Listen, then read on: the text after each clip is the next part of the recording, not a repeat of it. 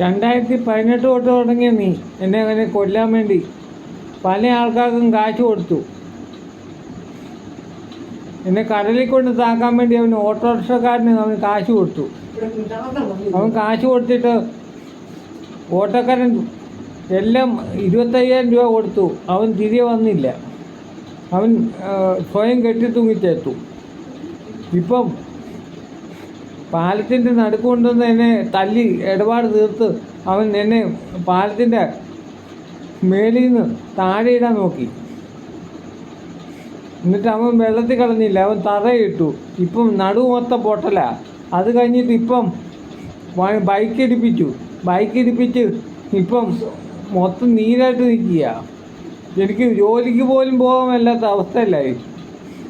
ഞാൻ എന്ത് തെറ്റ് ചെയ്തിട്ടാണ് നീ എന്നെ ഇത്രമാത്രം ഉപദ്രവിക്കുന്നത്? നിന്റെ പെണ്ണുമ്പിള്ള വല്ലയിടം കൂടെ കിടക്കുന്നത് ഞാനാണോ ഉത്തരവാദി?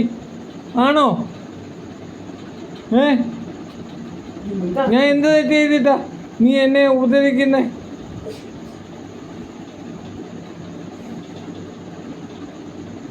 ഇതെല്ലാം ദൈവം കണ്ടോണ്ടിരിക്കുക. നിനക്ക്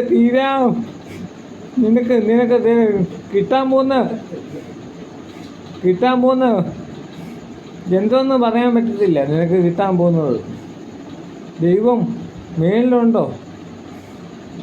എൻ്റെ അപ്പ അതിനുള്ള പ്രതികാരം ചെയ്യും. പാവപ്പെട്ടനെ ഇത്രമാത്രം ദ്രോഹിക്കരുത്.